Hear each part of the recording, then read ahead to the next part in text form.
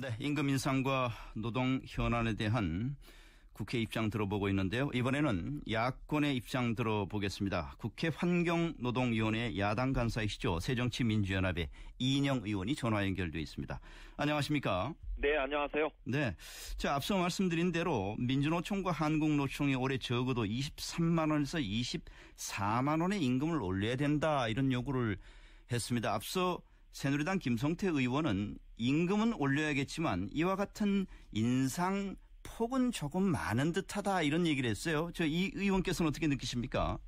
우선 우리가 임금에 대한 긍정적 시각을 가졌으면 좋겠습니다. 네. 노동자의 임금이 올라가면 그들의 가정의 소득이 늘어나고 그러면 소비의 여력이 생겨서 소비가 진작되면 내수 경제가 활성화되면서 결과적으로 경제의 선순환 구조가 마련되지 않겠습니까? 예.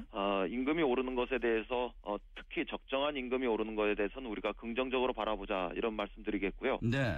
그다음 두 번째로는 최근 우리 사회의 분배 균형이 붕괴하면서 오히려 성장의 발목을 잡고 있습니다. 노동 소득이 감소하면서 소비가 둔화되었고 이것이 최근에 생산의 둔화로까지 연결되고 있습니다. 한 최근 20년 정도의 추세가 예. 노동소득은 한 국민 경제에서 차지하는 비중이 70%대에서 60%대로 떨어지고 있고, 네. 기업의 소득은 20%대에서 30%대로 올라가는 추세거든요. 예.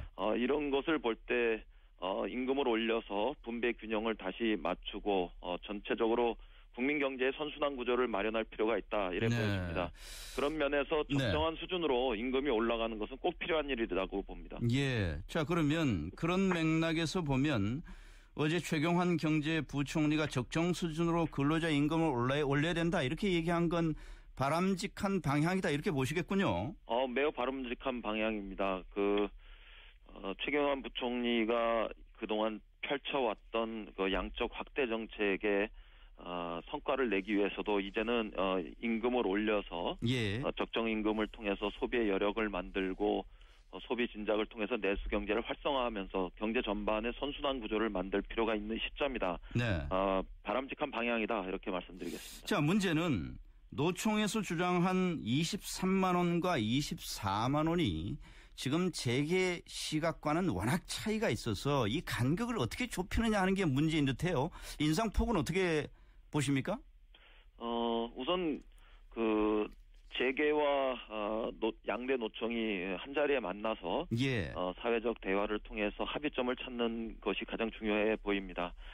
이런 과정에서 물리적 충돌을 통하지 않고 사회적 대화와 합의 과정을 통해서 임금을 결정했으면 좋겠고요. 예.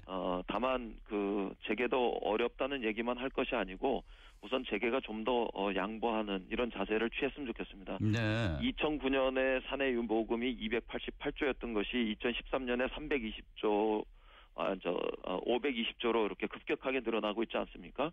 이 사내 유보금을 임금과 투자와 일자리로 더 많이 풀어야 한다는 것은 사회적 공론이 이미 되어 있습니다. 예. 따라서 기업이 너무 어렵다는 얘기만 하지 말고 이런 사내 유보금의 사례를 보듯이 좀 더 임금을 올려주는 쪽으로 전향적으로 나섰으면 좋겠고요. 노동계도 마찬가지로 노동계 내부의 소득 격차가 또 계속 벌어지고 있는 점을 감안해서 고임금을 받고 있는 부분들은 좀 인상폭을 완화하더라도 저임금을 받고 있는 분들이 더 많이 임금을 받을 수 있는 방향으로 합리적인 지혜를 마련했으면 좋겠습니다. 최근 삼성전자가 6년 만에 임금을 동결했습니다. 이런 결정이 다른 기업에 좀 영향을 주지 않겠습니까? 어떻게 보십니까? 삼성전자는 임금을 동결하는 이런 정책도 취하고 있지만 또 다른 한편에서 자기들의 이윤을 획득한 이윤을 노동자들 전체 임금의 600%까지 추가로 수당을 지급하는 이런 정책도 취하고 있거든요. 그러니까 전체적으로 총량에 있어서는 노동자들이 노동을 통해서 임금 혹은 그 외에 임금과 유사한 이런 수당 등을 다 포함하는 이런 또 다른 임금의 측면에서는 삼성전자도 늘리는 방향에 있기 때문에 실질적으로는 전체적으로 기업이 임금을 올려주는 방향에 큰 부담이 없을 네. 것이다. 이렇게 봐야 된다고 생각합니다. 예. 자, 그리고 최저임금 얘기 좀 해보겠습니다. 지금 17개나 되는 최저임금법 개정안, 이게 뭐 환노위를 통과하지 못하고 있습니다. 최저임금위원회도 파행을 매번 겪고 있고, 이거 갈등이 계속되는 이유는 뭡니까? 우선 임금과 관련해서 여야 간의 입장 차이가 좀 너무 큽니다. 예. 막상 논의를 법안 심사를 하다 보면 여당은 기업의 이윤 확대와 규제 완화 이런 것들을 경기 활성화에 우선순위로 두고 있고요. 네. 반면 야당은 최저임금 인상 등의 실질 임금 인상과 또 소득 격차의 완화 등을 골자로 하는 소득주도 성장 이런 것들을 우선순위에 두고 있는 이런 차이가 있습니다. 네. 저는 그 환경노동위원회에서는 그럼에도 불구하고 노동과 임금에 대해서 우리가 보다 그 중심적인 그 시각을 두었으면 좋겠는데요. 네. 여당 측에서 참여하신 환경노동위원회 구성원 중에는 기업과 이윤에 더 방점을 두다 보니까 근본적인 시각의 차이를 잘 해소하기가 어려웠습니다. 예. 미국 같은 경우만 보더라도 포용적 번영위원회라는 것이 있어서 보고서를 발행했는데 포용적 번영의 조건으로 양질의 일자리, 또 합리적 급여, 지속 가능한 미래 이런 걸 들고 있고 네. 그 첫 번째 과제로 임금의 상승과 실질적인 수준의 최저임금 이런 것들을 꼽고 있거든요. 네. 그래서 오바마 대통령이 나서서 텐텐 이른바 10불 10센트의 시대로 주도해 나가고 있지 않습니까? 네. 이 저임금과 혹독한 근로조건의 대명사였던 월마트조차도 올해 4월부터 최저임금을 시간당 9달러로 이렇게 올린다고 발표했습니다. 네. 이런 점들을 좀 반영해서 우리 국회도 특히 환경노동위원회에도 최저임금법을 개정해서 최저임금을 예. 상정할 수 있는 이런 조건을 마련하는 것에 전향적으로 여당 의원들이 나설 필요가 있다. 올해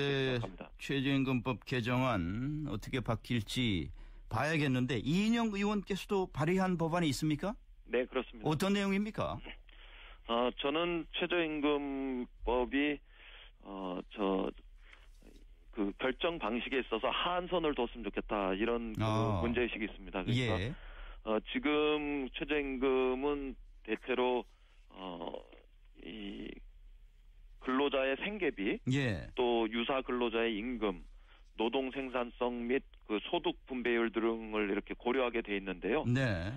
앞에 말씀하셨던 그 김성태 의원님이나 심상정 의원님 또 이런 그 문재인 대표님 이런 분들 같은 경우는 거기에 추가해서 물가 상승률이나 경제 성장률 이런 것들도 반영하자 이렇게 예. 입법 발의를 하셨어요. 네. 저는 그거에 대해서 전적으로 찬성하고요. 다만 한 가지 더 추가하자면 그 하한선을 마련해서 그 방식은 두 가지가 있는데 예. 그 근로자 평균 임금의 정액급여 평균의 50%를 이렇게 마련하는 그런 방안이 있고 예. 제가 발의한 방안은 통상임금 평균의 50%를 최저임금의 하한선으로 하자 이런 그 법안인데요. 이 예. 두 가지 방식 중에 어느 한 방식이 도입돼도 최저임금이 그러니까 더 내려가지 않는 네. 이런 그 장치를 마련할 수 있다 이런 측면에서 좀 긍정적이다 네. 이렇게 보여집니다. 알겠습니다. 말씀하신 대로 지금 가장 큰 쟁점이 최저임금을 결정하는 기준을 어디에 둘 것이냐 네. 이런 얘기인데 지금 현재 올해 5,580원 올해 좀 많이 올려달라는 요구가 노동계에서는 나오고 재계에서는 동결하자 이런 얘기가 나오는데 잘 될 것 같습니까? 어떻게 보십니까? 참여정부 시절에는 연평균 10% 정도의 그 최저임금 상승률을 가져갔었고요. 예. 그다음 이명박 정부에서는 한 5% 정도, 지금 이제 박근혜 정부에서도 7% 정도의 그 최저임금 상승률을 보이고 있어요. 그래서 올해도 최소한 7% 이상의 최저임금 상승률을 보이는 것이 네. 좀 마지노선이다 이렇게 보여지는데요. 예. 해마다 있었던 그 최저임금 결정 과정에서의 관성적 패턴, 노동 쪽에서는 한 10%, 15% 올리려고 하고, 예. 또 기업 쪽에서는 동결하려고 하고 이런 과정에서 대립이 생기면은 그냥 정부가 주로 구성했던 공익위원회에서 7% 그랬었죠. 이렇게 결정하는 이런 것을 좀 넘어서 네. 좀 노사 정의 합리적으로 올해 필요한 그 최저임금의 상승폭이 알겠습니다. 얼마인가 이런 것들을 산출해서 네. 합의하는 과정으로 이번엔 되었으면 좋겠습니다. 네, 전향적인 대타협이 좀 있었으면 좋겠고요. 시간이 많지 않지만 이 얘기 좀 해보겠습니다. 지금 노동시장 구조개혁과 관련해서 정부가 지난번에 내놓은 안은 비정규직의 사용 기간을 2년에서 4년으로 늘리는 일명 장거래 법안 이거 나왔습니다만 여기에 대해서는 새정치민주연합에서는 지금 반대하고 계신 거죠? 그렇습니다. 우선 크게 두 가지가 문제입니다. 하나는 그 정리해고, 구조조정 이런 것들을 쉽게 하는 것. 그다음에 또 하나는 비정규직을 양산하는 것. 이 두 가지가 이 정부가 내놓은 노동시장 구조개혁의 아주 잘못된 점이다 이렇게 지적하겠습니다. 예. 이제 우리 사회는 그 비정규직을 양산하는 것이 문제가 아니고 네. 양산하는 방향으로 가는 것이 바람직한 것이 아니고 비정규직을 다시 줄여나가는 방향으로 가야 된다고 생각합니다. 비공식적인 통계에 의하면은 월급 받는 사람들의 50% 이상이 이미 비정규직이 되었고, 네. 그래서 그 정규직이 과부하되고 있는 게 아니라 비정규직이 지나치게 남발된, 그래서 그것이 이제는 우리 경제의 성장 발목을 잡는 부메랑이 돌아오는 이런 사이클로 들어가고 있기 때문에 비정규직을 줄여야 합니다. 자, 그래서 지금 새정치연합에서는 정부 법안과는 다른 이른바 무슨 진짜 장거래법이라는 걸 내놨다는데 이건 어떤 겁니까? 그동안에 우리가 새로 왔다기보다는 우리가 쭉 주장했던 것을 이렇게 패키지로 만든 건데요. 예. 우선 비정규직을 보호하고 간접 고용을 제한하고 최저임금을 인상하는 것을 목표로 하고 있습니다. 상시적이고 지속적인 업무 또 유해한 업무에는 기간제 근로제와 용역 근로자의 그 사용을 금지하는 개정안을 냈고요. 예. 또 파견 사용 범위를 축소하고 위장 도급 판결 시에 직접 고용하도록 하는 그런 개정안을 냈고 학교 비정규직을 정규직화하는 그런 개정안 그리고 최저임금 관련한 개정안 등입니다. 그리고 알겠습니다. 지난해 있었던 그 세월호 참사의 사회적 교훈을 법제도로 위반하기 위해서 생명안전 업무 종사자의 직접 고용에 관한 법률 개정안과 관련한 것들도 포함되어 있습니다. 이 법률안은 제가 발의했고요. 국민의 생명과 안전을 다루는 업무, 생명안전 업무를 규정해서 기간제, 파견, 용역 근로자 사용을 금지하는 정규직을 채용하도록 하는 그런 내용의 법안입니다. 네, 최저임금 포함한 임금 인상, 근로시간 단축, 정년 연장 여러 가지 노동계 현안들이 많은데요. 3, 4월 노사정 대타협을 기대해 보겠습니다. 오늘 말씀 감사합니다. 네, 고맙습니다.